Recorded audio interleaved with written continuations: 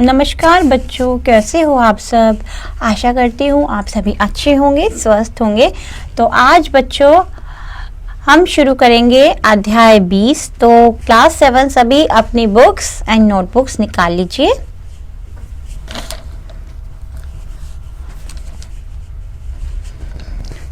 So this is the last chapter of your book and we are doing question answers.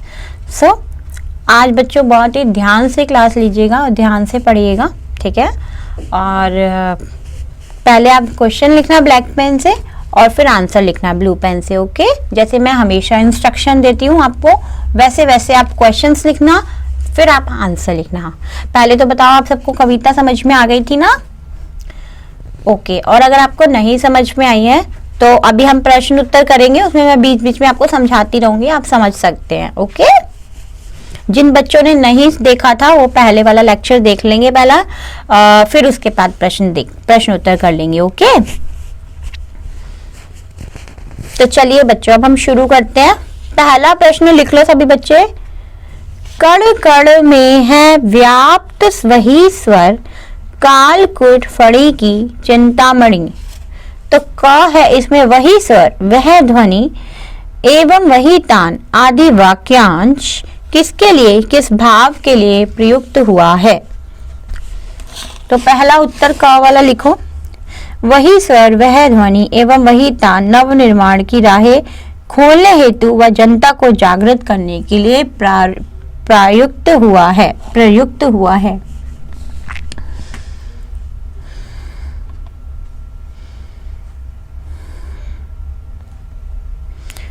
का वाला answer लिख लो। वही स्वर, वह ध्वनि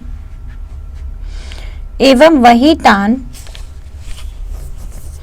नव निर्माण की राहें खोलने हेतु व जनता को जागृत करने के लिए प्रयुक्त हुआ है।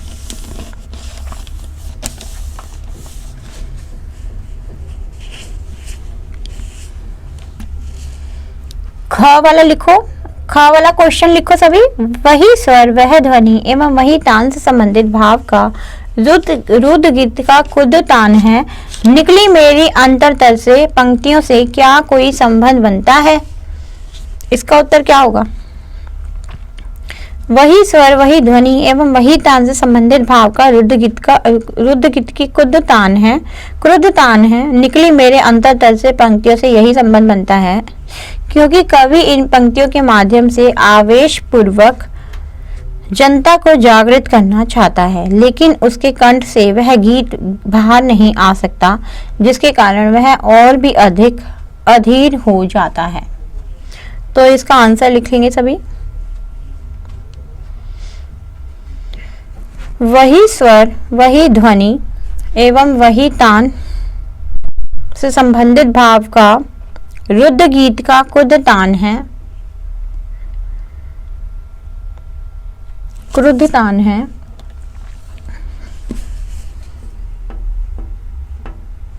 रुद्र गीत क्रुद्ध तान है। निकली मेरे अंतरतर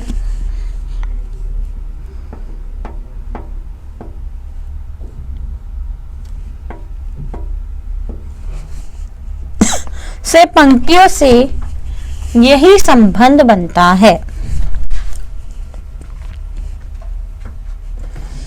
क्योंकि कवि इन पंक्तियों के माध्यम से आवेशपूर्वक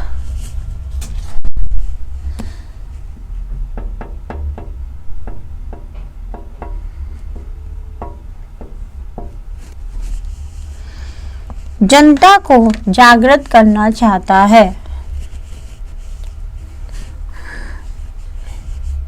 लेकिन उसके कंठ से वह गीत बाहर नहीं आ सकता, जिसके कारण वह और भी अधिक अधीर हो जाता है। जिसके कारण वह और भी अधिक अधीर हो जाता है। अब नेक्स्ट प्रश्न है, नीचे दी गई पंक्ति का भाव स्पष्ट कीजिए। सावधान मेरी वीणा से, दोनों मेरी एंठी हैं। तो इसमें आपका क्या उत्तर होगा? उक्त पंक्तियों का भाव यह है कि कवि लोगों को परिवर्तन के प्रति सावधान करना चाहता है और वीणा से कोमल स्वर निकालने के स्थान पर कठोर स्वर निकालने के कारण उसकी उंगलियों की मिजराबें टूटकर गिर गई हैं, जिससे उसकी उंगलियां ऐंठकर घायल हो जाती हैं। ठीक है, तो इसका आंसर लिखो सभी बच्चे।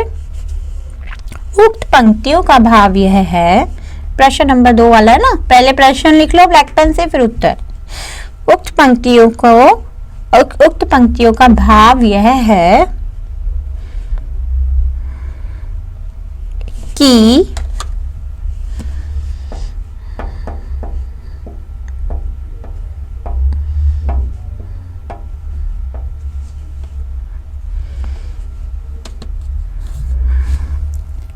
कवि लोगों को परिवर्तन के प्रति सावधान करना चाहता है कि कवि लोगों को परिवर्तन के प्रति सावधान करना चाहता है और वीणा से कोमल स्वर निकालने के स्थान पर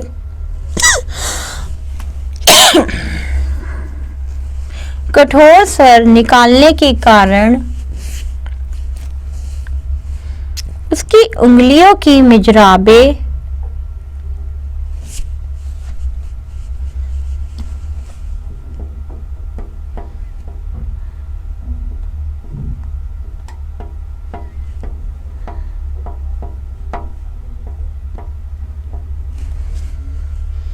टूट गई हैं,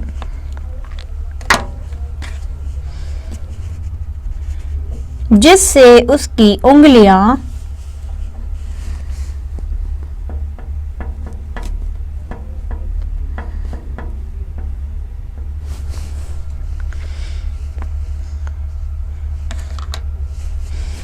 ऐंठ कर घायल हो जाती हैं, ऐंठ कर घायल हो जाती हैं।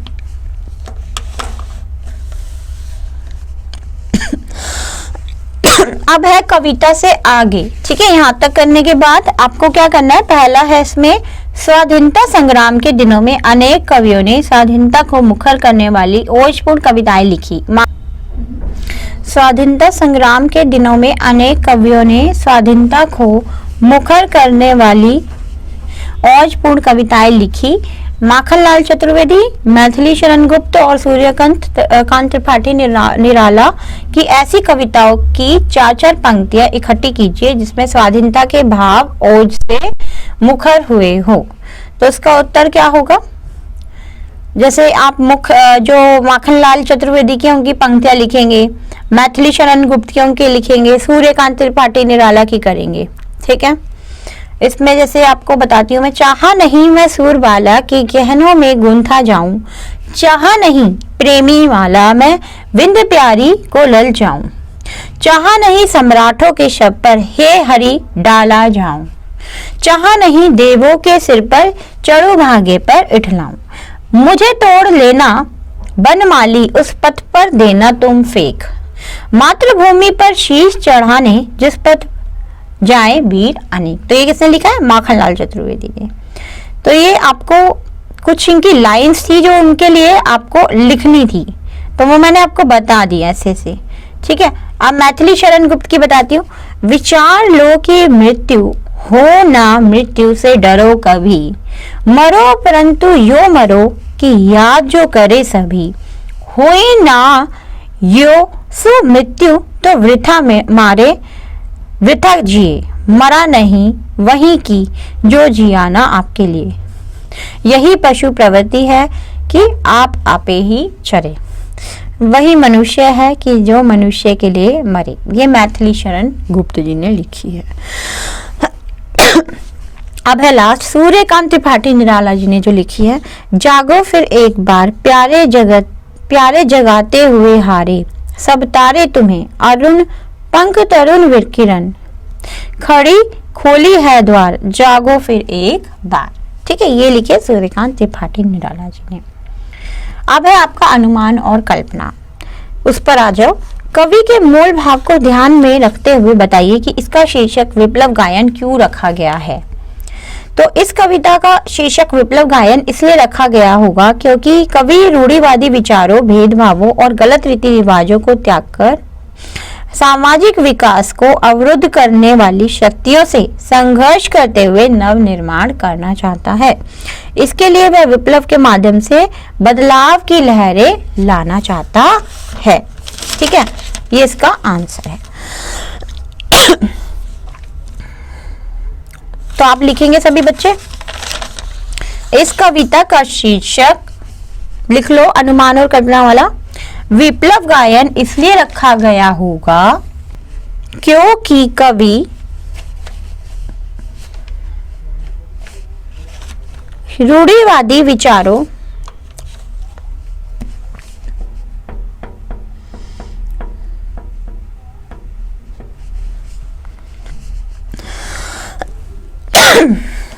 भेदभावों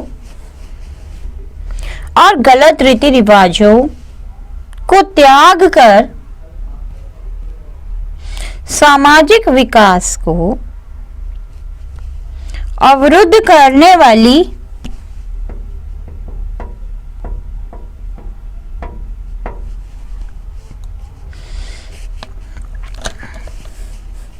शक्तियों से संघर्ष करते हुए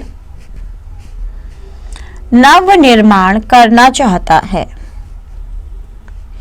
इसके लिए वह विप्लव के माध्यम से बदलाव की लहरें लाना चाहता है।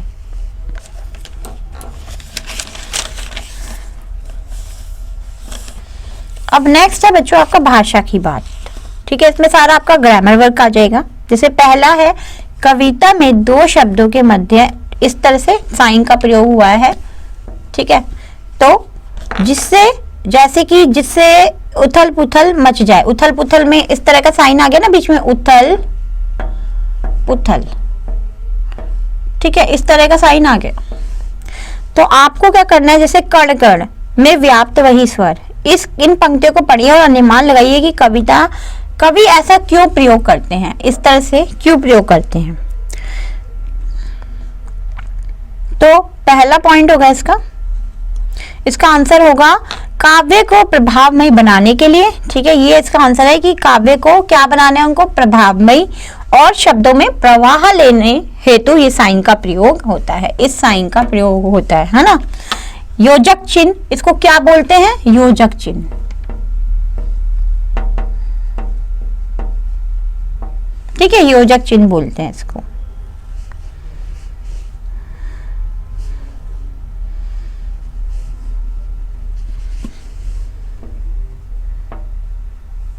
नेक्स्ट है, कविता में विराम चिन्हों का प्रयोग करके रुकने, आगे बढ़ने अथवा किसी खास भाव को अभिव्यक्त करने के लिए किया जाता है। कविता पढ़ने में इन विराम चिन्हों का प्रभावी प्रयोग करते हुए काव्य पाठ कीजिए। गद्य में आमतौर पर है एक शब्द का प्रयोग वाक्य के अंत में किया गया है, जैसे देश राज जाता है। अब कविता की निम्न पंक्तियों को देखिए। कण-कण में वह व्याप्त वही तान गाती रहती है। इन पंक्तियों में है शब्द का प्रयोग अलग अलग जगहों पर किया जाता है। कविता में अगर आपको ऐसे अन्य प्रयोग मिले तो उन्हें छांट कर लिखिए। तो इसमें आपको प्रश्न 2 में आपको क्या लिखना है, कंठ रुखा है महानाश का, मारक गीत रुद्ध होता है, रोम रोम गाता है वह ध्वनि। तो ये आपको लिखना है। थर्ड वाला है क्वेश्चन, निम्न पंक्तियों को ध्यान से देखिए। कवि कुछ ऐसे तान सुनाओ, एक हिलोर उधर से आए। इन पंक्तियों के अंत में आए जाए जैसे तुक मिलाने वाले शब्दों का प्रयोग किया गया है। इसे तुकबंदी या अत्यनुप्रास कहते हैं। कविता से तुकबंदी कहने शब्दों को छाट कर लिखिए। छाटे गए शब्दों से अपनी कविता बनाने की कोशिश कीजिए। तो आप इसमें इधर उधर, बैठी, ऐठी, रुद्ध शुद्ध, फड़ी मड़ी, ठीक है, और इन शब्दों के आधार पर आप कोई कविता लिख सकते हैं। खुद से अपनी स्वयं की रचना करके खुद अपनी कविता लिख सकते हैं बच्चों, ठीक है। तो मैं आपको शब्द बता देती हूँ, शब्द लिख लो इधर उधर। तो यहां लिख देती हूँ थर्ड वाला,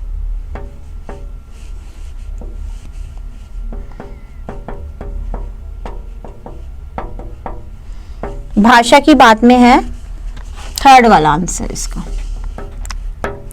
इधर उधर,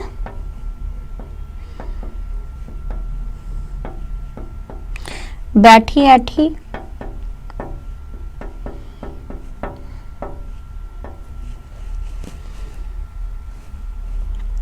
ठीक है, और रुद्ध शुद्ध,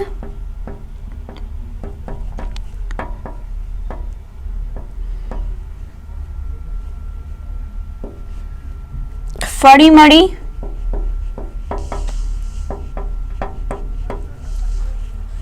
तो इन शब्दों के आधार पर आप कोई भी कविता लिख सकते हैं, अपनी तरफ से बनाकर लिख सकते हैं बच्चों, ठीक है।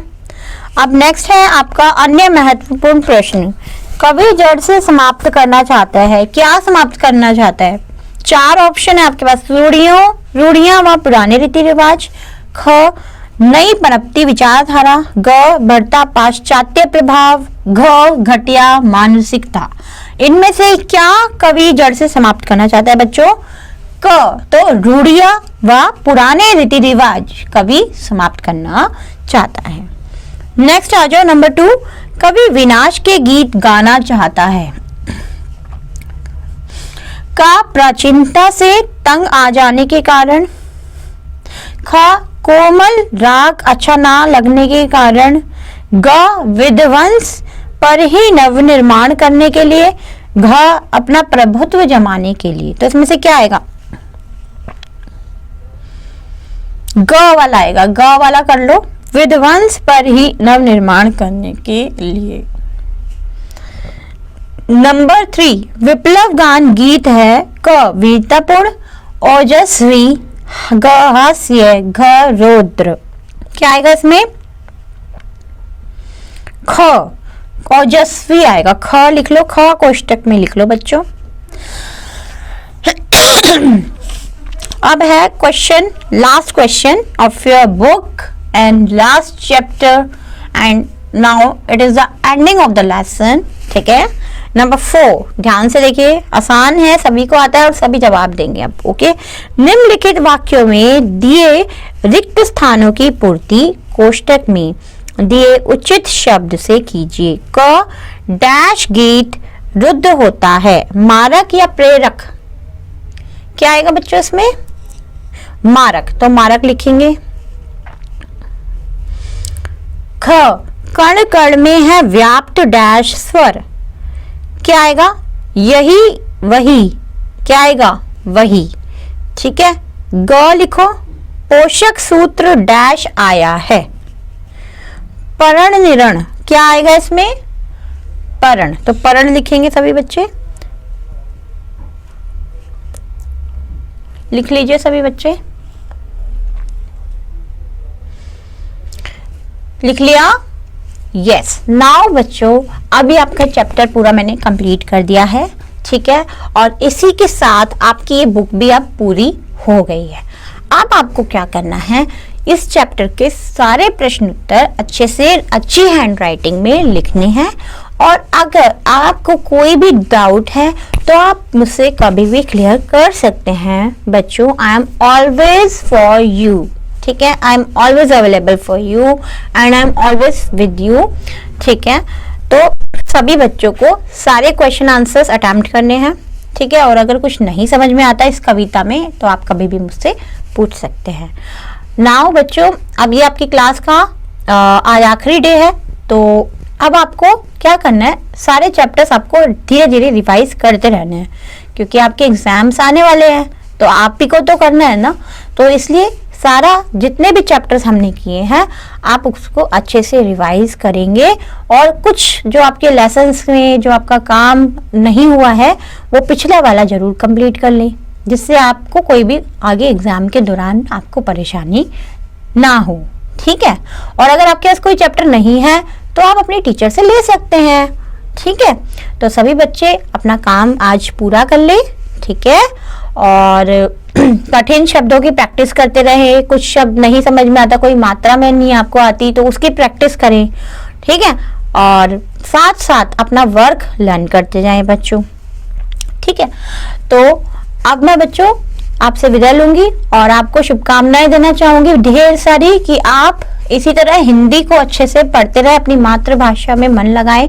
मातृभाषा है आपकी तो आपको लिखने भी अच्छे से आनी चाहिए और अपना एग्जाम आप बहुत अच्छा दें, यही आशा करती हूँ। ठीक है, तो मेरी तरफ से आपको बहुत सारी शुभकामनाएं। ठीक है, अब मैं आपसे विदा लूंगी बच्चों। ठीक है, अब मैं चलती हूँ और आप सभी बच्चे अपना बहुत अच्छे से ध्यान रखना, अच्छे से पढ़ाई करना। अब मैं जा रही हूँ बच्चों। ओके, बाय बाय बच्चों, टेक केयर, गुड डे।